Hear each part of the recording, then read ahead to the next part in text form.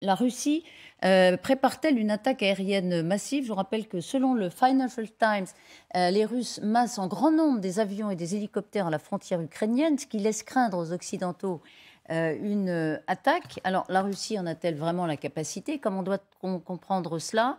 Vous étiez plutôt sceptique, hein? Xavier Titelman, merci d'être avec nous. Vous êtes ancien aviateur militaire et rédacteur en chef du site Air et Cosmos. Et vous, quel est votre diagnostic? Quelle est votre analyse? Est-ce qu'il faut redouter, se préparer à ce type d'attaque russe? Non, c'est un avis que je partage. Les avions russes, pilotés ont cessé de survoler l'Ukraine depuis le mois d'avril. C'est-à-dire qu'ils ne passent plus la ligne de front, ils se contentent, et de manière de plus en plus légère, de soutenir les troupes au sol quand il y a des combats. Par exemple, on ne les a pas vus à vue les dards, il n'y a pas eu un avion de chasse, le Sukhoi 25 qu'on voit en ce moment à l'écran, on n'en a pas vu un seul pour soutenir les troupes au sol, donc il y a vraiment un problème. Et on le voit, même les volées de missiles qui sont envoyés, ils sont interceptés à 75. Or, il est beaucoup plus facile d'intercepter un avion de chasse que des missiles. Et aujourd'hui, ce serait complètement suicidaire d'envoyer des centaines d'avions au-dessus de l'Ukraine, tout simplement parce qu'ils vont tous tomber. Et il ne faut pas oublier que déjà aujourd'hui, la Russie a perdu plus de 70 avions de chasse, dont l'élite, les Sukhoi 35, les Sukhoi 34, les Sukhoi 30. Donc il y en a beaucoup, beaucoup d'avions. Et aujourd'hui, c'est totalement impensable que la Russie refasse cette erreur comme elle a pu essayer de le faire au début de la guerre. Donc pourquoi masser ces appareils? Parce que si les Alors, Américains le disent, c'est qu'ils l'ont vu. alors oui, tout à fait.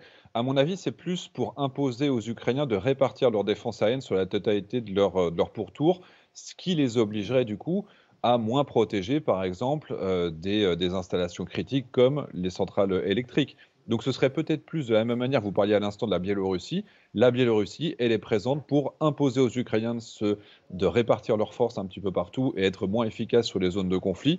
Et ben, peut-être que l'intérêt pour les Russes, ce serait simplement d'imposer aux Ukrainiens de Mm. retirer des équipements de défense qui sont aujourd'hui sur le front ou sur des installations critiques, et puis du coup d'être moins efficaces dans leur défense contre les missiles. Donc pour fixer, comme on dit, des forces de défense ukrainiennes pour éventuellement taper par ailleurs. C'est ce que vous dites. On va dans un instant avec nos invités explorer la question suivante. Est-ce que on ne sous-estime pas les capacités de l'armée russe à se réformer depuis le 24 février, depuis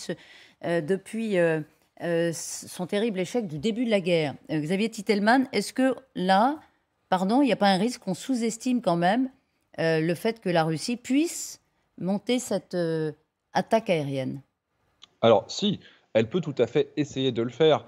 La Russie a été, totalement incohérente dans ses volontés. Elle a fait des choses que personne n'aurait pensé possible, ne serait-ce qu'une attaque d'un pays gigantesque avec une armée de 300 000 hommes, avec seulement 150 000 soldats, c'était complètement incohérent. Donc ils peuvent très bien faire des choses complètement aberrantes d'un point de vue strictement militaire. Maintenant, on est sur une armée de l'air russe qui a très clairement perdu en capacité depuis le début de la guerre. J'ai perdu la lumière. Donc on a une armée russe qui est moins puissante qu'au début de la guerre, et à l'inverse, on a une défense aérienne ukrainienne qui n'a jamais été aussi bien équipée. On a plus d'équipements de meilleure qualité, en plus grand nombre, mieux répartis sur la totalité du territoire. Donc imaginez aujourd'hui que cette aviation russe soit en mesure de faire mieux avec moins de moyens face à une armée ukrainienne qui, un, s'y attend, deux, est mieux armée et avec des équipements occidentaux plutôt qu'avec des équipements soviétiques un peu modernisés. Donc, on ne peut pas exclure qu'ils essayent, mais s'ils essayent, ça va être un échec, à mon avis, qui va être retentissant. Et enfin, je pense que la Russie n'a pas les moyens de s'engager dans un échec de cette ampleur. Ils peuvent continuer à essayer d'avoir de l'attrition avec des hommes, parce que les hommes se remplacent rapidement, facilement. Les avions de chasse, certes, ils en ont beaucoup sur le papier, mais des pilotes de chasse expérimentés, il commence à en manquer. Et déjà aujourd'hui, on voit à quel point ils se Mm. désengagent du front. Souvenez-vous de Kherson. Kherson, on avait les soldats russes au sol qui appelaient à l'aide, et donc de par les moyens légaux internes avec par les communications cryptées.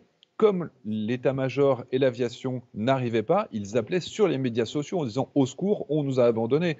Donc j'imagine pas que cette aviation russe qui a montré tellement de défaillance depuis le début, qui a été obligée de se retirer de Crimée parce qu'elle subissait des attaques sur son sol, Mm. puisse demain changer de dimension. Et on les attendait en première division, c'est-à-dire qu'on s'attendait à une armée très puissante. Finalement, on se retrouve avec une armée qui est très très inférieure. En National 3, si on parlait en foot, peut-être qu'ils pourront passer en National 2, mais revenir en Ligue des Champions, pour moi, c'est quelque chose qui est impensable pour l'aviation russe. Bon, l'image, évidemment, est extrêmement efficace. Merci beaucoup, Xavier Merci à Titelman, vous. d'avoir été avec nous. Toujours très précis, rédacteur en chef du site spécialisé Air et Cosmos. Alors, précisément, c'est toute la question qu'on va se poser. Si on reprend cette image footballistique d'une armée qui est descendue en nationale, est-ce qu'elle pourrait revenir en Ligue 2? Peut-être même en Ligue 1. On a beaucoup dit au début de la guerre qu'elle n'avait pas la capacité, compte tenu d'une tradition d'inertie culturelle presque, depuis des décennies, elle ne pourrait pas se réformer. Ça, c'était au tout début de la guerre. Mais simplement, 11 mois ont passé. Et peut-être qu'au contraire, il ne faudrait pas croire que l'armée russe est incapable de changer, de tirer les leçons de ses erreurs. C'est ce que, contre quoi veut absolument nous alerter la revue Foreign Affairs, qui a fait l'inventaire de toutes les rectifications auxquelles a procédé l'armée russe. Émilie Brossoulou, merci de nous avoir rejointes plutôt. Et effectivement, quelles sont les leçons, quelles sont les erreurs et quelles sont les rectifications de l'armée russe? Eh bien, on a appris en tout cas qu'en quasiment un an, l'armée russe a procédé à de grands ajustements. Et ça commence par Vladimir Poutine, qui semble beaucoup moins aveuglé et qui a admis que le conflit allait sans doute durer. Il s'attend donc à une guerre longue. On est à l'opposé du début du conflit, où il pensait prendre la capitale en seulement 3 jours. En un an, Vladimir Poutine a aussi revu ses objectifs à la baisse. Il a clairement indiqué qu'il voulait prendre la totalité de ces 4 régions qui ont été illégalement annexées par la Russie en septembre: Louhansk, Donetsk, Zaporijjia et Kherson. Ce sont maintenant ses priorités. On s'en rend compte aussi, la guerre va être plus longue que prévu pour l'armée russe. Cela signifie donc plus d'hommes et plus de matériel. Il est question donc d'une mobilisation partielle de 300 000 hommes. Plus de soldats, mais aussi plus d'armes. La Russie serait entrée dans une économie de guerre. Et en décembre, on comptait environ 20 000 tirs d'artillerie par jour côté russe. Autre ajustement, depuis le mois d'octobre, Vladimir Poutine a mis en place une nouvelle stratégie. Il frappe essentiellement les infrastructures énergétiques du pays, notamment à l'aide de drones Shahed, des drones iraniens. Il ne se passe pas une semaine sans qu'il y ait des coupures d'électricité en Ukraine. Et enfin, on remarque aussi qu'en un an, Vladimir Poutine a accepté l'idée d'une stratégie défensive. Ça a commencé, souvenez-vous, à Kherson, lorsque l'armée russe s'est retirée de cette ville ô combien symbolique dans le sud de l'Ukraine. L'armée russe s'est aussi mise à creuser des tranchées. Elle a mis en place des lignes de blocs de béton, les fameuses dents de dragon que vous voyez ici. Et l'armée russe a accepté d'être sur la défensive. Elle a aussi mis en retrait ses centres de commandement, ses stocks de munitions, de façon à ce qu'ils soient hors de portée des Ukrainiens. L'armée russe s'est aussi améliorée sur le terrain, toujours d'après cette revue. On apprend qu'elle réussit maintenant à brouiller les communications ukrainiennes sans brouiller les siennes. Et enfin, elle se serait aussi améliorée dans le franchissement des rivières. On l'a vu tout à l'heure, ça a coûté la vie à de nombreux soldats russes. Et bien visiblement, elle s'est améliorée sur cette partie-là. La question est maintenant de savoir si tous ces ajustements vont suffire sur le terrain. Merci beaucoup, Émilie. Oui, je reviens un peu à ce qu'on disait au tout début du conflit. Finalement, il y a une forme d'agilité quand même qu'a réussi à manifester Poutine, alors qu'on s'était dit ils vont continuer comme ils ont commencé. Non, il y a eu des révisions. Oui, de toute façon, on n'a jamais intérêt à sous-estimer les capacités de l'ennemi. Donc, c'est pas rendre service à la cause de cette guerre injuste que de dire que l'armée russe part en capilotade, etc. Alors, effectivement, je pense qu'en presque 12 mois, Poutine et le commandement militaire ont tiré les leçons d'un certain nombre d'échecs. Et comme ça vient d'être dit, un certain nombre de mesures ont été prises. Alors, une forme de lucidité déjà. Est-ce que ça, vous partagez cette analyse? Une forme de lucidité de Poutine. Je pense que d'abord, les militaires ont une certaine lucidité. Ils voient bien ce qui fonctionne et ce qui ne fonctionne pas. Ils voient bien les échecs qu'ils ont subis, qui sont des échecs militaires faciles à mesurer sur le terrain et par les pertes en matériel et les pertes en hommes. Et donc, Poutine le voit dans les rapports qui lui sont faits. Il voit bien que son opération militaire spéciale, comme il dit, ne fonctionne pas. Donc, il a fallu changer. Il a revu ses objectifs.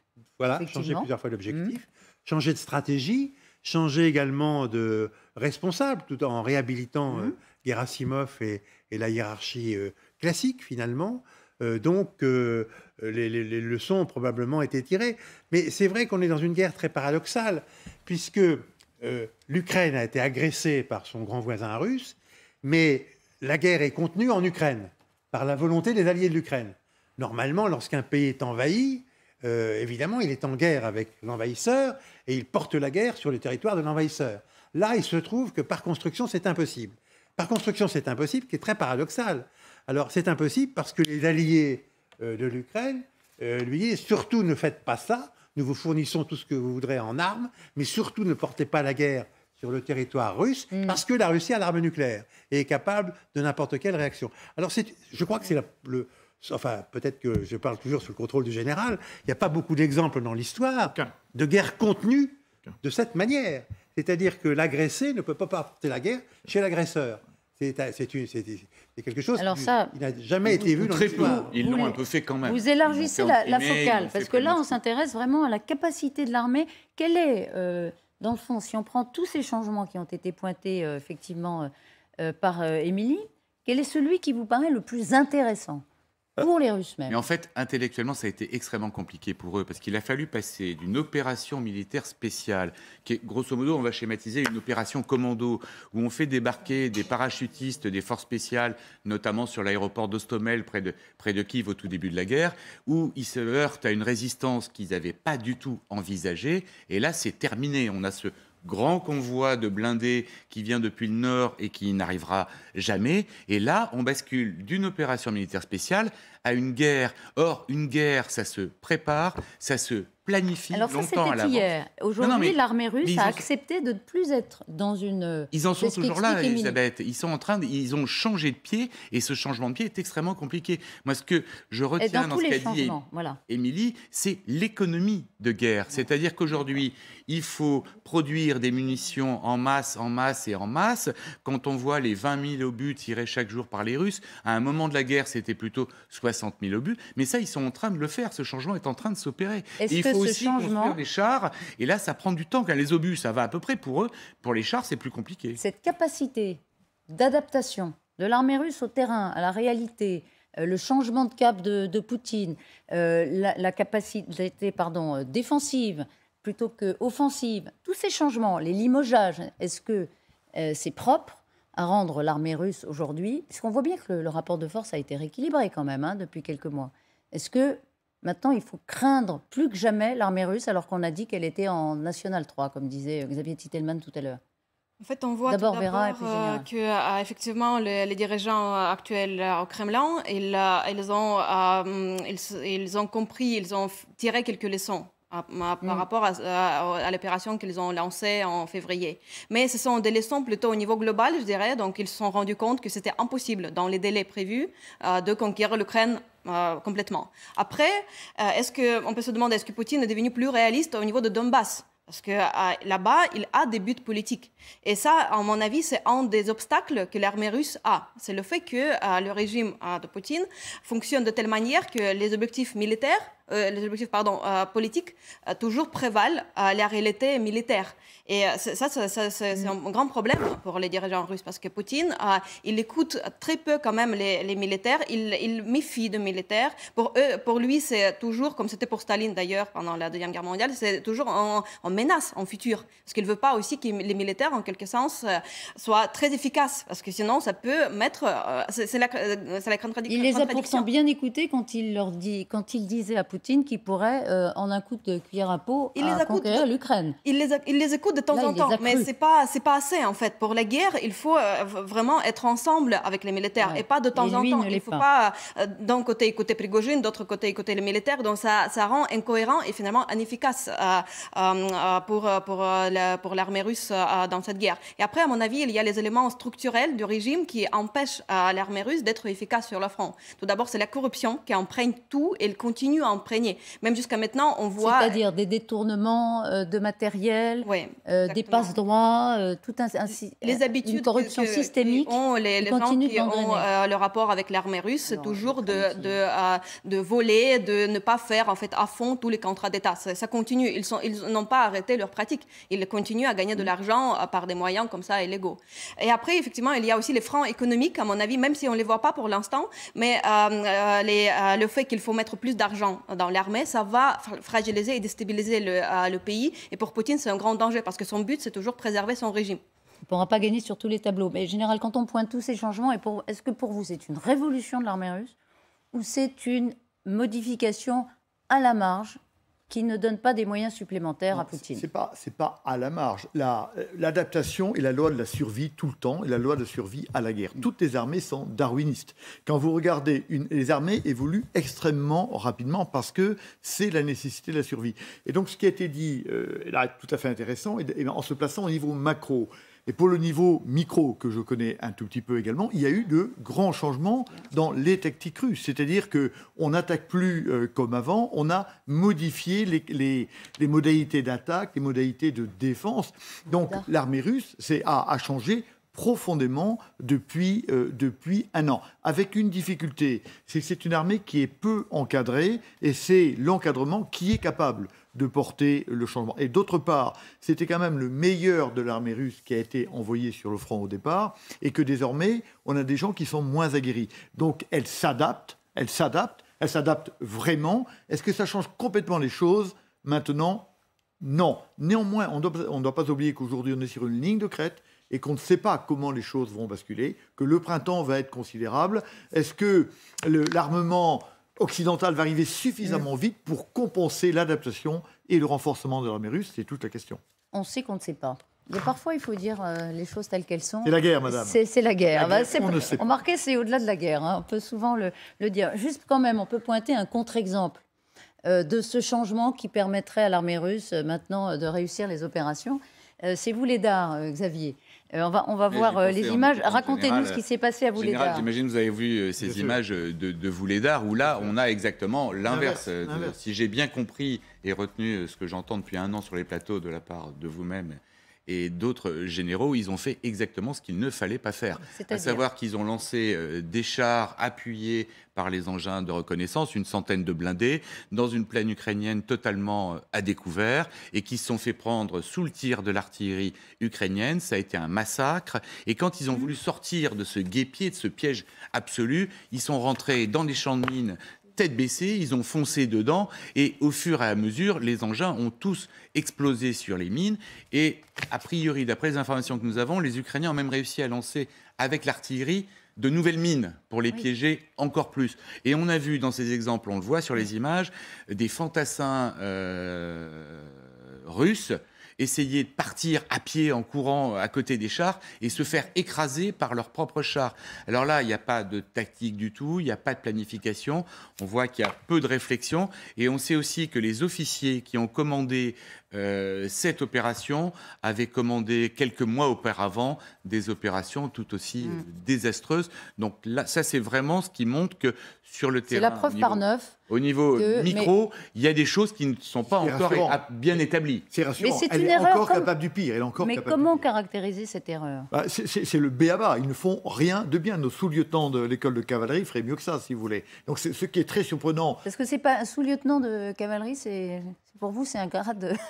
Non, mais j'ai dit... Très dévalué, alors. Non, ce que je veux dire, c'est ce qu'on apprend à la base de la manœuvre, chez nous, c'est pas ça. On apprend encore davantage à nos jeunes officiers. Mais comment l'expliquer? C'est ça que la question que je vous pose. Comment expliquer une telle erreur? Alors, écoutez, simplement... Est-ce que c'est un défaut de communication? Est-ce que ce sont effectivement des débutants qui ont planifié? C'est la manœuvre russe. C'est la manœuvre russe, c'est la manœuvre du rouleau compresseur. C'est comme ça. Et je rappelle ce que Zhukov disait à Eisenhower. Eisenhower s'inquiétait sur les champs de mines. Alors, quand ils se sont rencontrés à la fin de la guerre, et Zhukov dit, moi, j'ai jamais eu aucun problème, j'ai envoyé mes chars, les mines ont pété et les chars passaient. L'armée contre laquelle nous... Là, c'est pareil, général. C'est exactement Zhukov. Mais l'armée contre laquelle nous devions combattre pendant la guerre froide, c'était une armée qui avançait, et on savait que nous serions submergés, non pas par leur tactique, mais par leur nombre. Donc, on ne change pas. Ça, c'est la vieille tactique russe, qui est la tactique de la masse, du nombre du rouleau Grosso modo, l'armée russe a fait des progrès parce qu'il y a eu une mobilisation et qu'aujourd'hui, ils ont 300-350 000 hommes à mettre sur le terrain. La plus grande avancée aujourd'hui, c'est à peu près ça.